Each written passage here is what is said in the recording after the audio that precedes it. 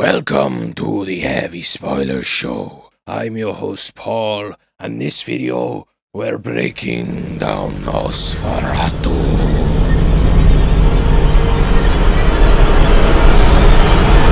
I'll take this off. Got loads of hair stuck in my mouth there.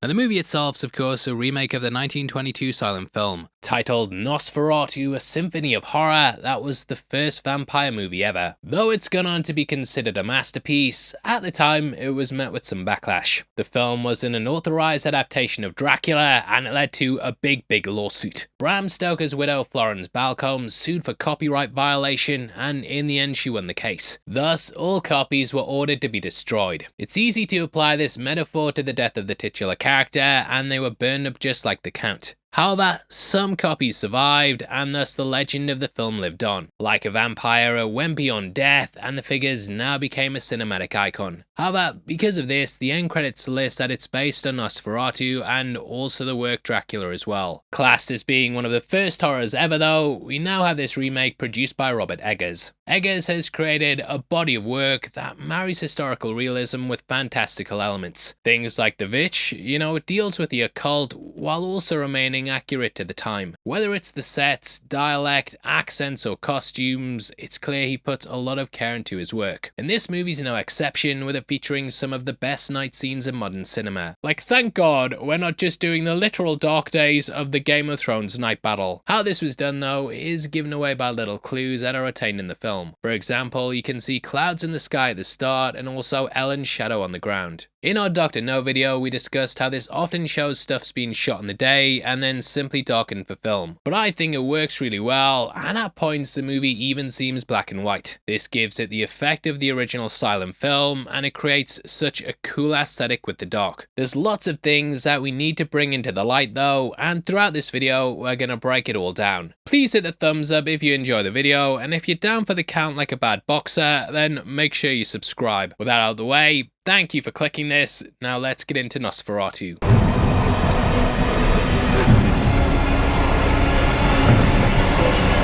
Now, the movie itself was in development for over 9 years, with it first being announced in 2015. This was just months after Eggers' debut The Witch, and he'd of course then go on to do The Northman. Both featured Anya Taylor-Joy, and she was originally cast as Ellen. Later, Harry Styles was also cast as her husband, but I'm glad they changed that one direction. Oh, brother, this guy stinks! Nicholas Hoult perhaps delivers his best performance to date, and after Don't Worry Darling, it's difficult to imagine Styles doing better. Now, due to the original being based on Dracula, pretty much all the story's the same. We follow a young solicitor heading to a remote castle to help a creepy old dude buy a property abroad. The vampiric figure wants to steal his wife, and the hero returns to try and take out the villain. Oh, you're my wife now. We have the female character's friend being killed by the vampire, and yada yada yada. The beats are laid out like the original. However, a few things were changed in the remake that are brought over to this. For example, Nosferatu introduced the idea that vampires would perish in sunlight. Bram Stoker just had his abilities suspended, and the sunlight merely weakened him. The daylight thing's now a staple of the genre though, and it highlights how important Nosferatu is. You could even argue it's what made the creature as popular as they are, and clearly several directors have been influenced by the film. Multiple Dracula projects have come out recently, such as The Voyage of the Demeter. That's literally a whole movie about the boat scene mixed in with Alien. Renfield also released recently, and that of course starred Nicholas Hoult. It ends up the Dracula/Orlok servant relationship, so it actually nicely plays into the characters here. Doug Jones also made a version of Nosferatu last year as well, and yeah, the characters had such a long legacy. On top of that, Nosferatu also notably featured in SpongeBob SquarePants during the episode Graveyard Shift. In an interview, Eggers said that he knew of this, and that kid shows like the Muppet Babies exposed him to a lot of horror references.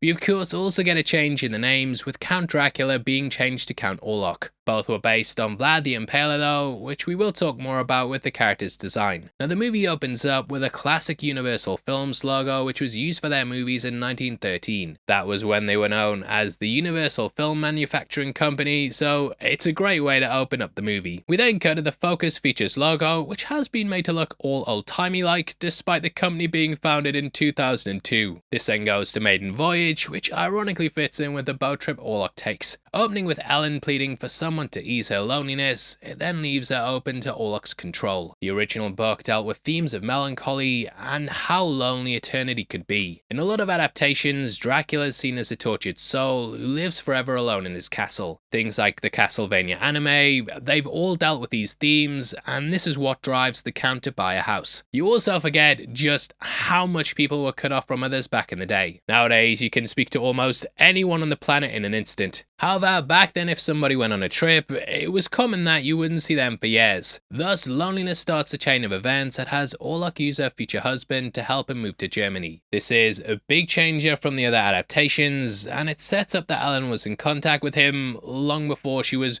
romantically interested in anybody else. In the book, Ellen's character Lucy only develops a psychic connection after Dracula drinks her blood 3 times. In the 1922's Nosferatu, she only becomes connected halfway through the movie, so they are altering things slightly. From Orlok's point of view though, she swore herself to him and she's then cheating on him with Thomas. I swear.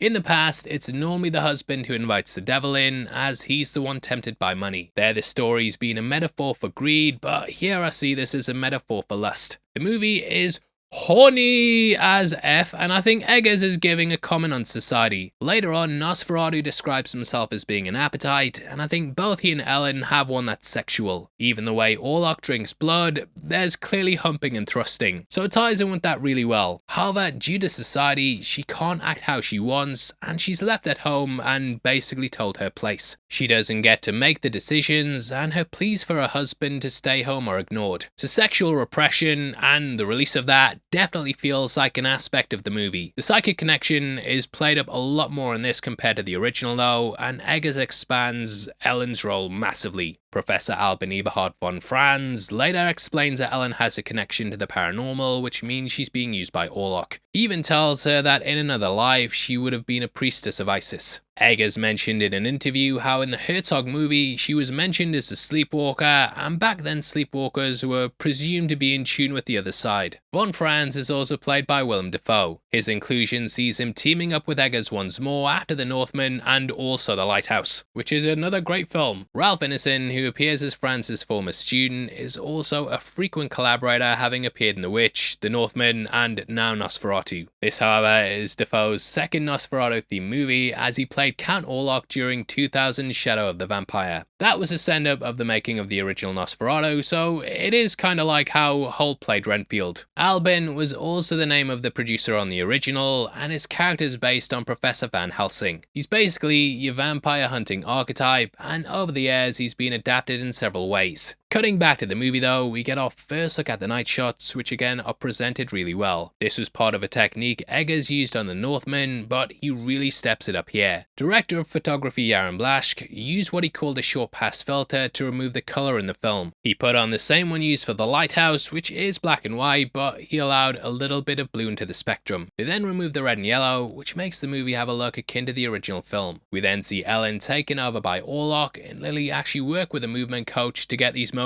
to be as creepy as they are, and some of them are insane. Lily explained how each of the movements in the movies intended to fit the interior trauma and thoughts going through Ellen's head. Eggers was inspired by Japanese Buto movements, which is a style of dancing that started in the 50s. If you recognize it, it's because they were used in The Ring, and it works really well here. They also took inspiration from Jean-Martin Charcot's Hysteria images, which fit in with the time period of the movie. Doing this exhausted the actress though, and thus they weren't able to do that many takes. With her taking over, we then cut to the title card. The font was designed by Teddy Blanks, who also did the recent throwback one they used for Wicked. He also worked on The Lighthouse as well, and has credits for Severance, Barbie, and Beau's Afraid. These all ooze style just the same as Nosferatu, and it looks like the guy nails the logos every time. Considering the silent movie origin and the use of text there, The commitment to getting the right gothic logo, I really appreciate it. We then see Ellen and her newlywed husband interrupted by a cat while she begs him to stroke another pussy.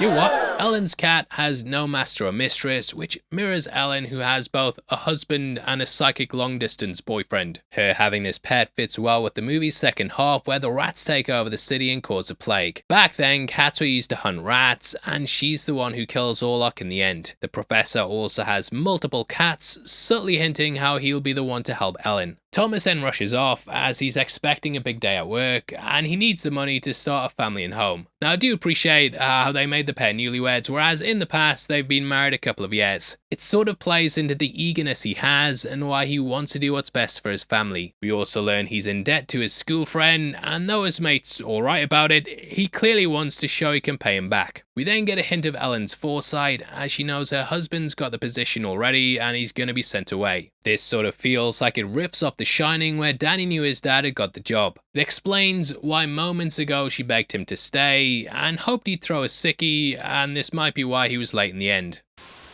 Happy 2025 everyone, I hope your new year's been great and that everyone's looking forward to the future. However, we are of course in a big political change across the world, and going forward, the landscape of media and reporting is rapidly evolving. Staying up to date with things where you don't know what the truth is can be difficult, but that's where our sponsors Straight Arrow News comes in. They report right down the middle with facts and don't push any bias or spin to help fuel a narrative. The site has a wide range of topics from politics to tech, but they're not trying to make you think a certain way. They also have the Media Mist tool, which lets you look at stories that are often underreported or not reported at all. On top of this, the site has an opinion section which possesses both left and right voices, so you can see things by opposite sides and then make your mind up. Straight Arrow News are so good at delivering the news, they've been awarded by independent experts at all sides and Ad Fontes Media, who regularly assess the reliability of news outlets. They verified Straight Arrow News as being unbiased and have awarded them with a centre rating and balance certification. We're in the aftermath of 2 big elections and there's lots of reports coming out constantly. Stay on top of it without the bias or spin by going to Straight Arrow News. Go to san.com/spoilers to check it out. You can subscribe through my link. We're calling it Sanuary.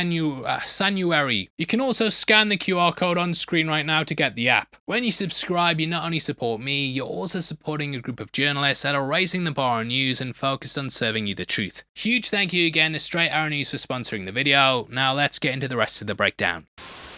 Thomas then walks to his workplace and we learn they live in Germany during 1838. This was the year the original was set in, so it's a nice little detail to include in the movie. I did crack up a bit at the name of the company because it's called Knock und See, which sounds like knock and see. Even back then, yeah, we had companies doing pun names. The Codfather. There's a hairdresser's round the corner called Curl Up and Dye, because you dye your hair. It's good. It's a good one. We then see a group of men at desks, angry at his tardiness, which really reminded me of Scrooge's office in The Muppets Christmas Carol. It might have been because I watched it a few days ago, but to be fair, it was for Christmas. I'm not a psychopath. We then meet Herr Nock, who is under the spell of Orlok and has been duped into thinking he'll get power from the Count. Nock is based on the character of Renfield, and he follows largely the same beats. He ate rats and insects, believing he would gain power, whereas here we see him brutally bite a pigeon's head off. Little segue, yeah, but during that scene, Innocent also gives one of his best deadpan lines ever. Now, my good fellow, why would you do that?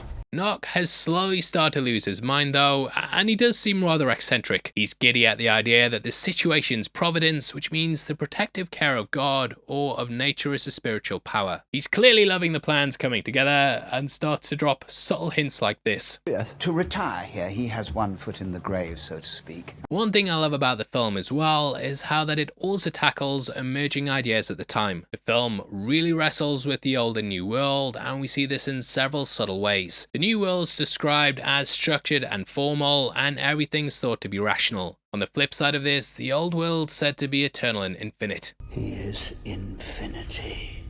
The Now Playing podcast pointed out that in every scene set in Germany, you're able to spot a clock in the background. On the flip side of this, all the scenes outside of this don't feature one. So things tied to this side of the infinite are often formless and without time. A detail I love is that Thomas' co-worker says he's 15 minutes late, but his boss doesn't care at all. This is a little clue to Nock not being interested in time, because at this moment, he's tied up with the infinite. He tells Thomas he intends to buy a house in Wisborg, which is the same name used in the 1922 movie. Just like in the film, he's sent to a castle in the Carpathian Mountains, which is where Transylvania is located. Next to the map, we can also see wax seals of heptagrams, which are a symbol of Orlok. There's lots of strange symbols there, mate, but Nock quickly covers them up. Throughout the film, we also have the frequent use of Dacian language. I'm unsure if it's pronounced Dacian or Dacian, but from what I found, everyone said Dacian, so yeah, we're going with that for the video. Comments below if you're a Dacian expert. If you are though, yeah, your job's useless because the language is extinct and it dates back thousands of years. This scene all calls back to the original movie though, when Nock looks at similar writings, and that kind of hinted that something was off about the character. We then see as the weather ominously changes as Hutter returns home, and he finds Ellen distraught at this in the flowers. She says they'll die in a couple of days, foreshadowing the danger Thomas is in. This is a callback to the original movie where Ellen said a similar line about the flowers. Flowers are lilac though, and they have a much deeper meaning. Lilacs are native to Eastern Europe, which no doubt reminded Ellen of her long-distance boyfriend. The colour was also worn by widows at the time, which further sent home the metaphor of death. Lilacs are thought to symbolise first love, which I believe is also an allusion to Orlok. This is due to Ellen saying that in her dream, the smell of lilacs was in the air. Orlok even smells them on her locket, and at the end, though we can't show the full shot, there are lilacs surrounding them.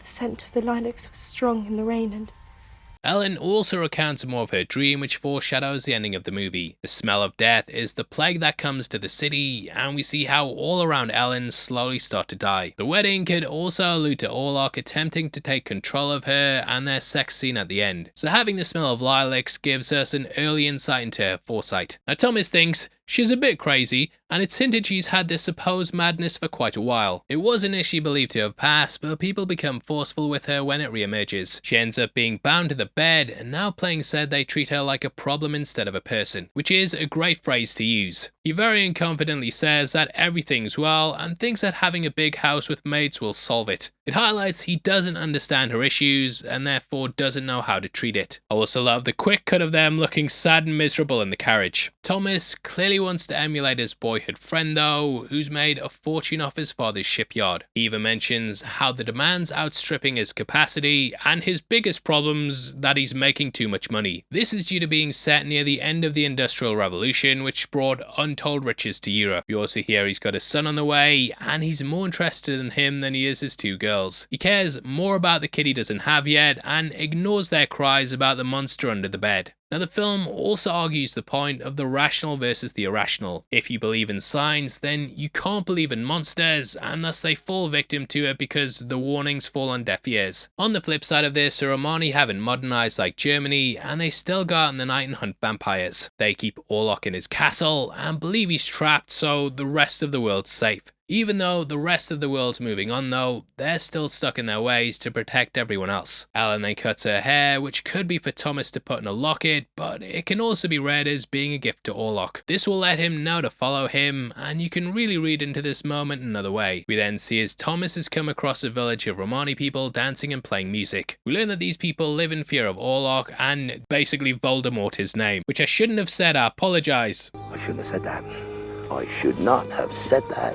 As he walks in, it feels like the pub scene in An American Werewolf in London, where the two characters are met with stonewall silence, as the locals also live in the fear of a monster on the prowl. An older lady is also using garlic as protection against Orlok, with this of course being a staple of weapons against vampires. This was created by Stoker in his book, where Van Helsing used it to ward off the creatures of the night. However, it does originate in Slavic myths. There it's said that garlic can ward off all manner of folklore beasts. Now in this version, the people are given way more of a personality, as opposed to how they were portrayed in the original and also in the book. In a lot of versions, these villagers actually work for Dracula and do his bidding and basically move about his coffin. Here though, they act against him, and it adds a nice little dynamic. Now when making the movie, Eggers said he actually watched Dracula Dead and loving it. It's a weird choice, but that wasn't to see what to do, but rather what not to do. In case you haven't seen it, the movie's a parody, and it basically rips apart all that's come before. Because of this, he was able to note the cliches and then make sure to avoid them in his script. One of the big points of contention was that the villagers tell him not to go to the castle, and yet he still goes ahead.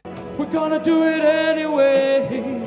So here they had it so he doesn't understand the language and thus can't listen to their warnings, which is a nice little touch. Now vampires are mentioned in Romani folklore as beings that rise from the grave and drink blood. This is why we get that interesting scene of the woman riding on a horse. In the folklore, it was said that a 7-year-old boy dressed in white will find a vampire's grave if they ride through the cemetery at midday. Here, we have a naked version on a white horse, which fits the film thematically. She's being used here as bait, which is something Ellen does at the end. The change to a woman here also fits in with the themes of Orlok taking women throughout the ages, which we find out later on in the book. Death also rides a white horse, so yeah, it is a nice bit of symbolism. Now it's up in the air if it's a dream or not, but I do think it was real. We see Thomas's boots are muddy, and due to what we learn of the area, vampires roam around there. So I can't see Thomas dreaming this up before meeting Orlok. This also teaches him to stake them through the heart, which he does later on when he knocks on the wrong coffin. Poor Thomas is then left alone as he has to walk all the way to the castle in the snow. The snow is very interesting though, and Eggers actually used an old school film technique. The snow made on the Northman was created by a device that would be set on fire, swung around, and then sprinkle ash in the air. However, since then, the gas it emits was made illegal, so he had to do it differently. This led to Eggers using an old technique which involved frozen potato flakes. The production ended up buying a massive supply in Europe, and yeah, you can't tell the difference. No idea that was like a potato. However, just like the original, a carriage mysteriously comes to meet him. It's incredibly eerie and looks to be riderless, which again adds to this spooky dream feeling. In the original, this was always driven by the vampire, but I like here that it doesn't have a rider. Adding into the dreamlike quality, Thomas then floats into the carriage. The carriage then gets chased by hounds, and we see as he arrives at the castle. This is Corvin Castle, which is one of the largest castles in Europe. The shot also looks very similar to when Keanu Reeves' Jonathan Harker arrived there in 92's Bram Stoker's Dracula. "Whoa, I will arrive at the castle."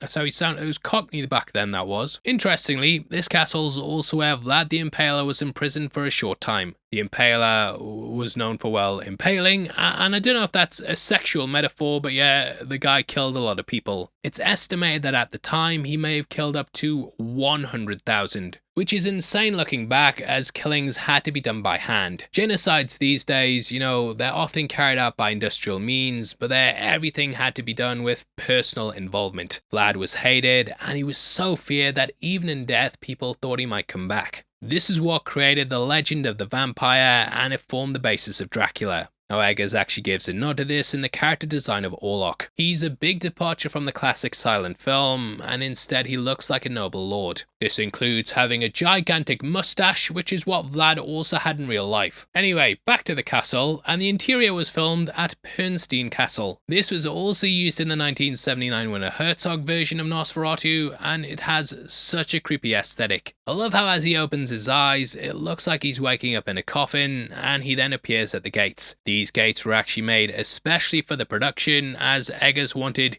huge, intimidating barriers. He also looks like he just smashed the red button on the voice. They open without him even making contact, and it's such a creepy detail. It's here that we also see the silhouette of Orlok, with Bill Skarsgård being completely unrecognizable. Eggers intended for Orlok to be a vampire from a time when people actually believed in them. They were thought to be like putrid rotting corpses, and I guess not have shiny skin. Orlok's eyes are also cataracts, so it creates the impression he's a corpse. He also does a heavy accent, which is clearly inspired by Bela Lugosi. Lugosi had difficulty landing roles at the time, and this was due to his thick Hungarian accent. However, upon playing Dracula, it worked really well to add this foreign and other feel. Since then, it's just become a part of the character, and it's difficult to imagine him speaking any other way. Orlok then chastises Thomas for being late, just like he does in the original. Eggers expands on the scene brilliantly though. Orlok is mostly hidden away, and Holt does a great job of looking like he's way in over his head. Just before they head into the castle, we see Orlok walk ahead, and he makes no sound, which Eggers said was an homage to the silent movie nature of the original. Thomas looks like he's on a haunted house ride at times, and Orlok exits the scene left and then comes in from the right. It's so good, and I just love the way they frame him here.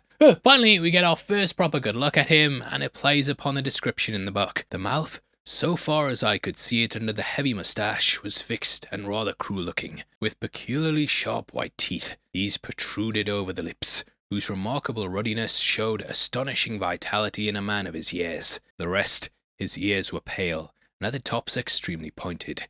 The chin was broad and strong, and the cheeks firm though thin.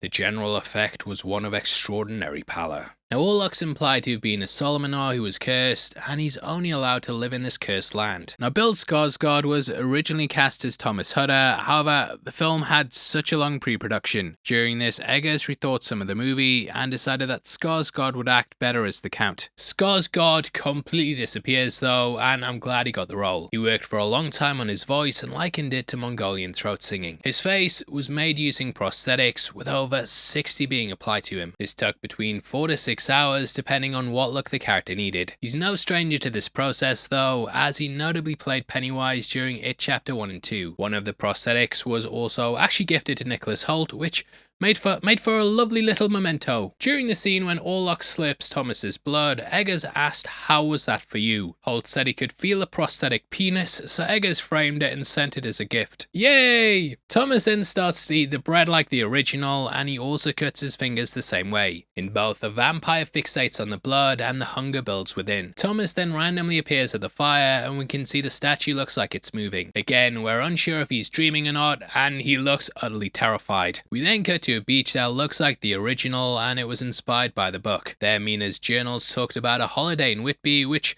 I've visited numerous times. Honestly, when you go there, I don't know what it is, but there's just an atmosphere to it. The cathedral looms larger over the hill, and it's easy to see why it was picked for Dracula. Now, the crosses here are intended to be the graves of sailors who were lost at sea. This was filmed on a lake in the Czech Republic, and it even flooded on the day of filming. Ellen then talks about a higher power having a hold of her, which Anna chalks up to being God. While the men ignore Ellen through science, Anna does it through religion. She says, "Just be a good Christian, yeah, and celebrate Christmas, and in the end, no harm can come to you." So it further adds into the aspects of repression and how both religion and society can oppress women sexually. Film analysis hat going on there. The movie was of course also released on Christmas Day, and they repeatedly mention it throughout the film. So it's a Christmas movie. Christmas is of course about celebrating the birth of a man who died for our sins, and that sacrifice takes on a religious significance, which could be seen as being mirrored in Ellen. She sacrifices herself in the end, and dies on Christmas to save us from the darkness. We then cut to Thomas waking up after having a wild night of sucking. He wanders the halls to find the place totally abandoned, and it's just like he did when he woke up at the village. Now, in the book, Dracula had 3 female servants, and they definitely left an impression on me when I was young. Monica Bellucci, suck me all night. Dear me. However, I feel this portrayal of Nosferatu also makes it a much more faithful adaptation, as it really nails the gothic horror. Like sexy vampires, I love them, but I don't know if it would have distracted too much. Thomas then notices that he has fang marks, just like the original. Nosferatu feeds on the chest, as this offers a direct line to the heart. At the end, when he's leaning over Ellen, we can also see a mark on his chest as well. So that's likely where he was fed upon, and it might be how he was inflicted with the vampiric curse. Next, Orlok looks over the contract and presents it to Thomas to sign it. It's all a trick by Orlok so he can take Ellen, and it's written in Dacian language, again to further conceal his intended plans. I like how hesitant he is to sign this, and he's clearly sweating. He's doing the old click agree without reading the terms and conditions, but he's just so desperate to give Ellen the life she deserves. He's given gold, but Ellen later lambasts him for this, as she basically says, "You sold me for some pieces of gold." Could sign with those biblical references as well, as Judas of course sold out Jesus. There it was for silver, but you know, it could sign with that at least to some extent. And we're reaching a lot in this video. A huge shout out to Ryan at Screen Crush, who brought up how society deems people should all act a certain way. Thomas wants to grab the money, but he doesn't because he knows it's not polite. Ellen wants to be sexually open, but she can't because she knows it isn't proper. Nock just wants to eat pigeons, and everyone's held back from their desires. However, they all give in to them, which in the end leads to their undoing. Orlok knows he should stop feasting on Ellen at the end, but he draws himself back in and stays for one more drink. Thus the son's able to kill him, and thus because he can't control his desires, he ends up losing out. So it's a great thematic thing that constantly continues throughout the movie. Now, Orlok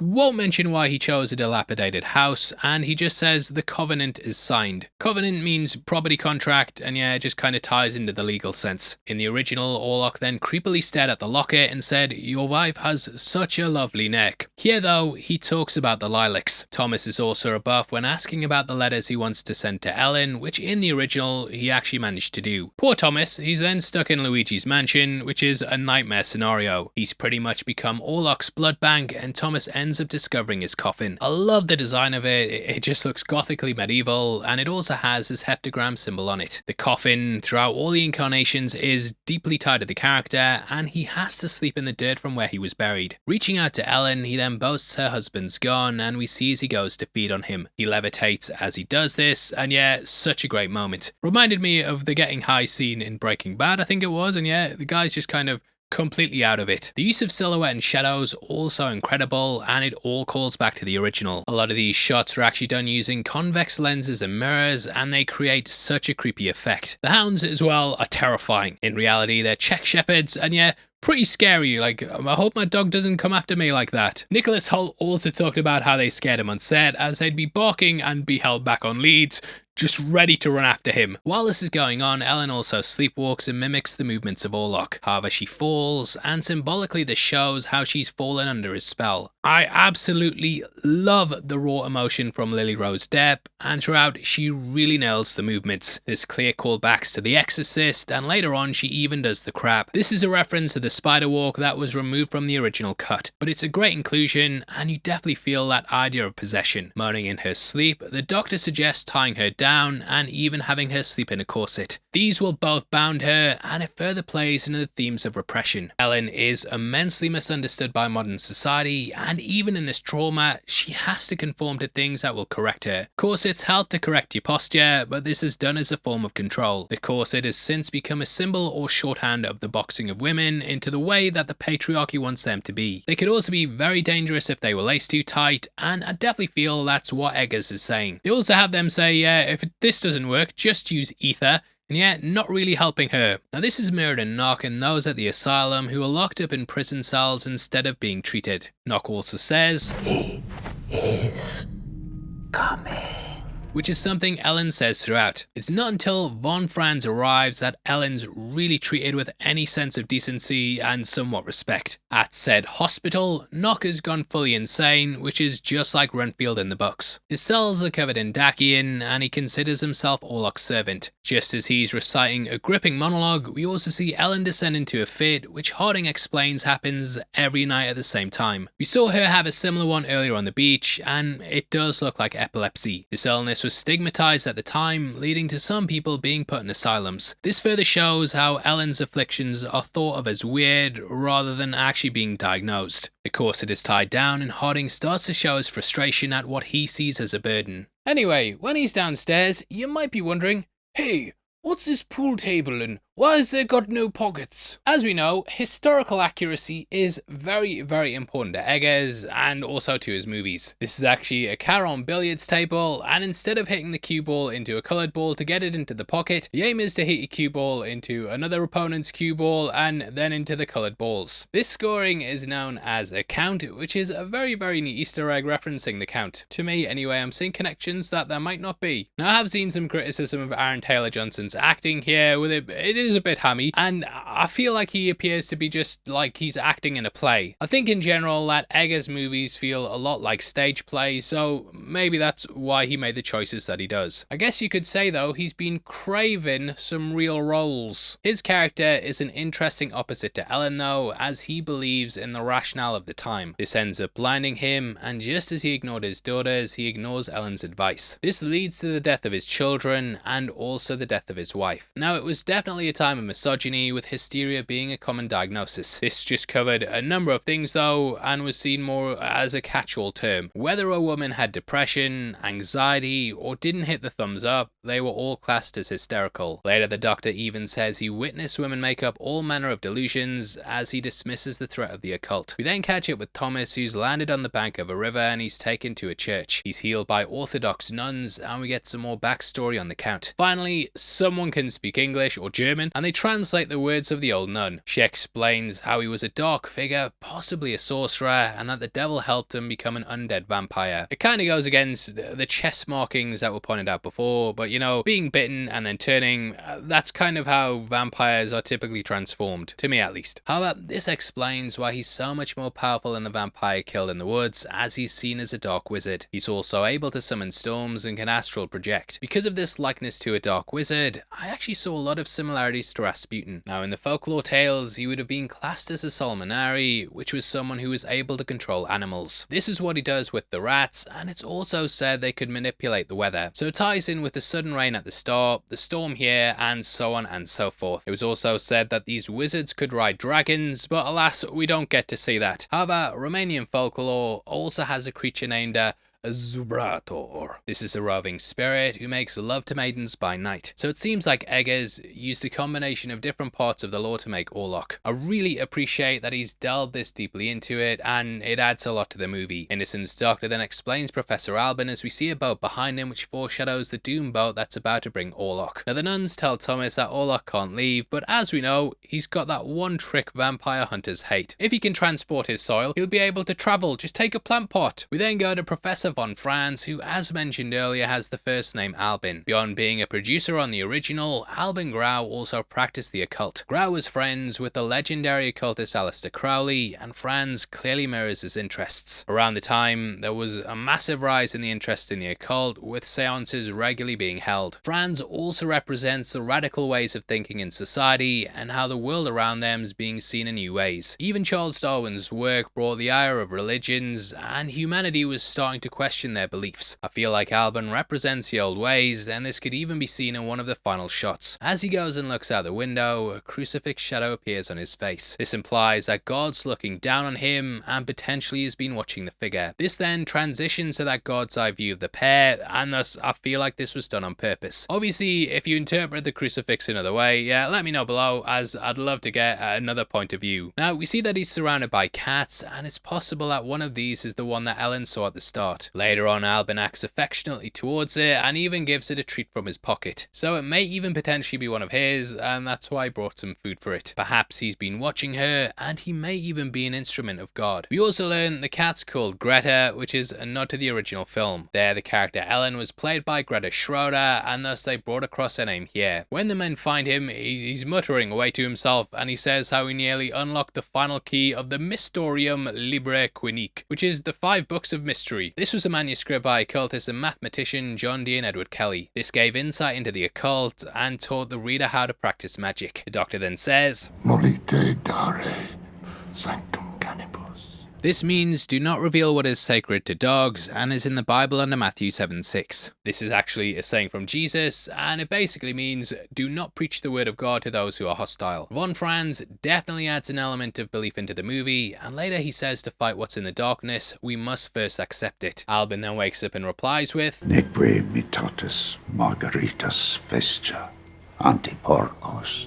This means nor cast your pearls before swine, and it's from the same part of the Bible. It means do not give valuable things to those who will not appreciate them, and could be about them not accepting what's going on. Albin then explains a dark presence brought him to the country years ago, which shows he's also in tune with the occult. It's possible that he may have also been like Ellen or Nock, but the demon didn't take him over. We then see the plague break out on the ship, which then gets taken to the mainland. Plagues are often seen as biblical, and it ties into the themes of the movie. While this is going on, Nock's strapped up into a chair, which he later breaks out of. Like Renfield in the book, he seems to have some very hefty strength. The boat is then seen, and it begins its doomed voyage. In the book, this was called the Demeter, and like it is in the movie, it's a Russian ship where each of the crew begin to perish. The recent movie just about the boat was clearly riffing off Alien, and the passengers were trapped on it with the monster. In the book, it was explained he needed food for his journey, and thus the crew provided a constant supply. We learn later that Orlok also sucked the sailors dry, and that each time he feeds, he gains more power. Could have worded that better, but this might even be why he needed Thomas as his first victim. The hunters may have stopped him from going out, and thus he needed someone to go to the castle. So much of this plan was put in motion like years in advance, and thus Thomas being called out could even have further motives. Now in the movie, instead of just being killed by a vampire, the crew are also taken over by the plague. It's essentially the bubonic plague that was thought to have arrived in Europe via rats on boats. You can definitely apply certain parts of the movie to the recent pandemic, but I like that they don't beat you over the head with it. Not even even the bit where the guy basically does a Boris Johnson and breaks the quarantine rules he created. Franz then meets Ellen as she explains that she's always had the gift of foresight, and we learn her father found her after the prologue scene. This melancholy left her open to visitors, but in the end, this is when she met Thomas. He basically filled a hole in her life, and thus this subsided her depression. Beyond this though, they also say that people with more animalistic sides often fall prey to this. Sex is seen as a base desire, and it could be playing into the film's subtext. Now he explains how Ellen has far too much blood, and at this time in Europe and the US, leeches saw somewhat of a renaissance. Bloodletting was on the rise, and it was seen as a way to cure diseases. That night, we then watch as she goes full Reagan, and Albin also puts a needle through her wrist. This was something performed at seances to highlight a person was possessed. The professor attempting to heal her from this possession is also just like The Exorcist. Albin rattles off the names of angels and demons, and she also wears a white nightdress and jolts about in bed. Orlok also speaks through her, which is akin to what happened with Reagan. On top of The Exorcist, her white nightdress and long black hair are also reminiscent of Sadako from The Ring. Orlok also mentions there will be blood, which mirrors Nock later escaping, saying that blood is life. Franz then explains that the connection to Orlok has caused all these problems. Keep going like between Franz, but I'm just trying to keep it authentic, eggers, if you're watching. The guy also smokes the longest pipe I've ever seen, and it just adds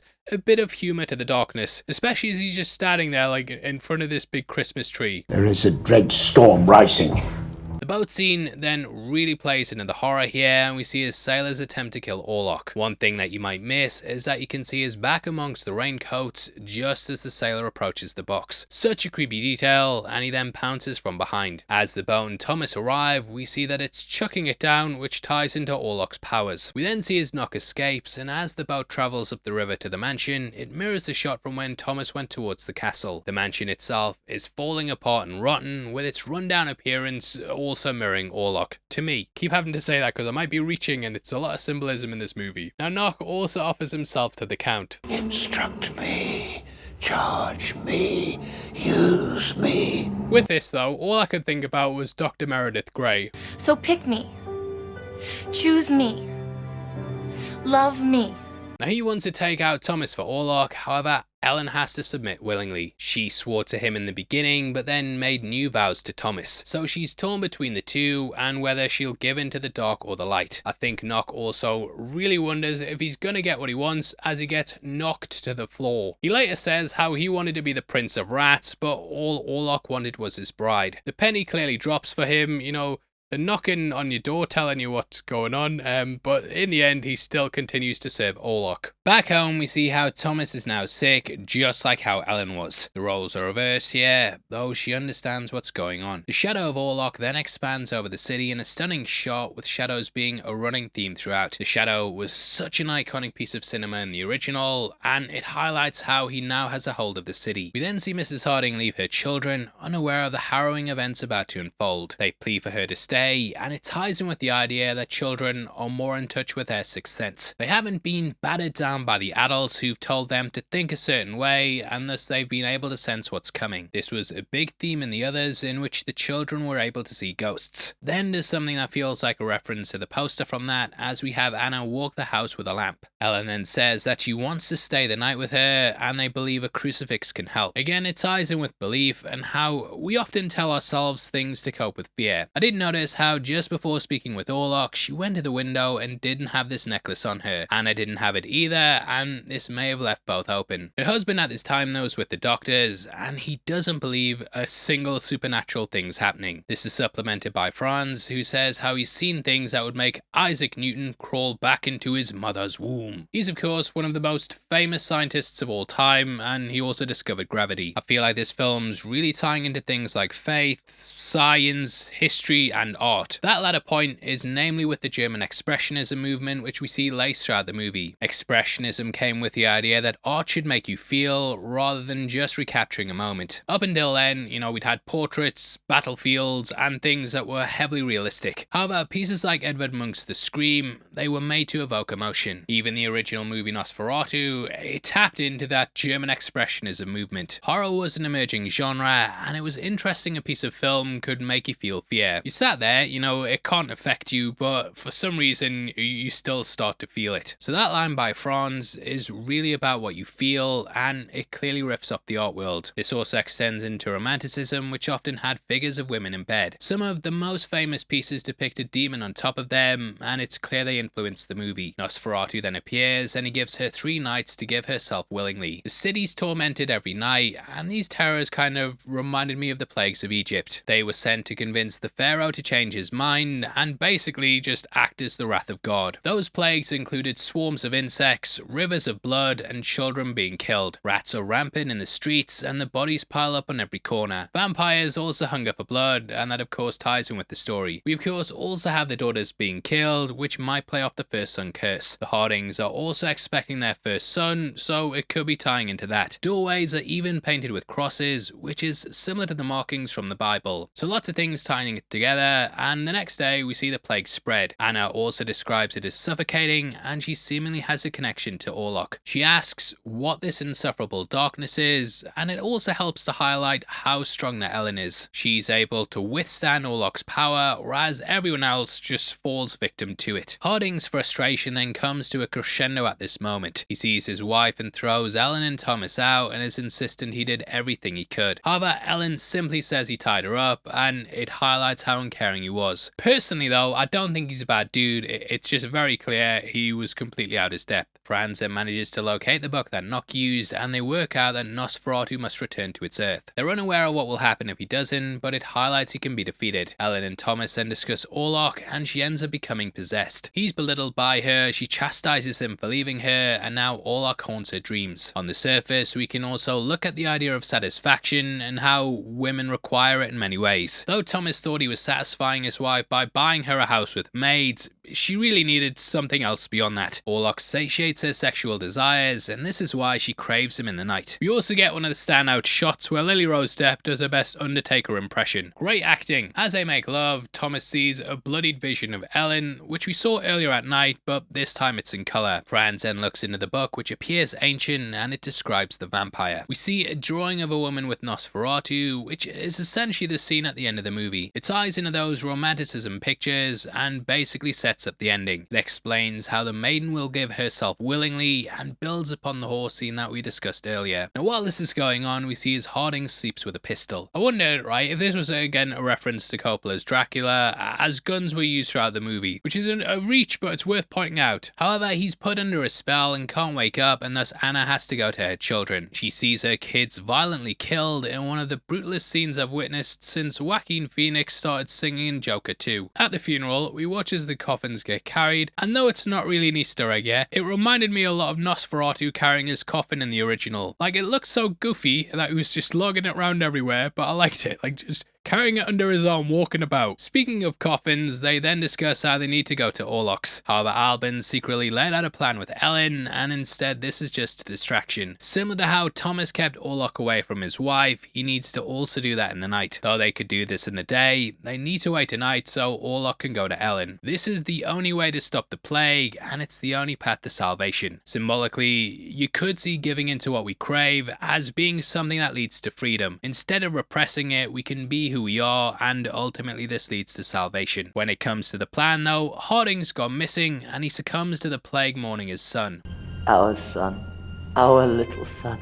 Like, are you sure it was even a son, mate? Because I don't know if they had the technology to tell you in advance back then. This is all just part of Orlok's plan though, and it's further isolating Ellen. It's basically a manipulative boyfriend's tactics in which he's isolated from those around her. I'm guessing his hope is she'll be like she was originally, completely alone, and therefore open to his comfort. The bodies of the Hardings also resemble the pair at the end, and Thomas looks upon both in both scenes. He really loses everything, and he's such a tragic character. But hopefully his mate left everything to him, and yeah, go get yourself a new wife, Chabbo! Deciding they must strike in the night though, they then head to Orlok's house. Filled with rats, according to IMDb trivia, Defoe had a scene with almost 2,000 of them in it. The crews talked about how the rats stank, and a mixture of real and CGI ones were used. Perspex trays were used to herd the rats around, and Eggers said how none of them were lost, which was apparently quite a feat. As they go in the tomb, the fire keeps the rats away, and it's very akin to Indiana Jones. The bait and switches then reveal is Knock is the one lying in the coffin. It's also a play on the typical conventions of the genre, as we expect Orlok to be there. However, it highlights that all Orlok cares about is Ellen. Getting a play on that iconic shadow shot we mentioned earlier, it all builds to this climax. Now this shadow again has been seen in a lot of different horrors, and at one point was even referenced in The Shining. Appearing in a wedding dress, in the end it's Ellen who's empowered. Whereas before she was repressed sexually, here she uses it to achieve her own ends. Ellen uses her body to trick Orlok, and he's unable to resist. Also love how just before the pair kiss, they're shot in the same way as when he went to her with the deal. This also feels like a reverse of The Witch, which involved the protagonist making a deal with the devil. There though she lost out, whereas here it leads to her winning. Getting it on, we then see him feed on her, and though the mornings come, he can't resist her body. Earlier he said he was an appetite and nothing more, which explains why he ignores his own self-preservation. Instead of being vaporized like what's typically shown, we then see his blood pours out his eyes. Ellen had this luck throughout the movie, and in hindsight it showcased her foresight. She was actually predicting his death, which was gonna be at her hands. The idea of tears running from his eyes also creates the imagery of sadness. In the end, she holds Thomas's hand and dies surrounded by lilacs. Foresight makes it clear why she was so disgusted with lilacs at the start, and there she of course mentioned the wedding. This is basically what's happened in the end, and yeah, again, it just nicely plays really well when you go back on a second watch. The shot of her holding them even looks like a bride holding a bouquet. This was them consummating their union, but she broke the curse in a willing sacrifice. It's also possible that the tears tied to Vlad himself.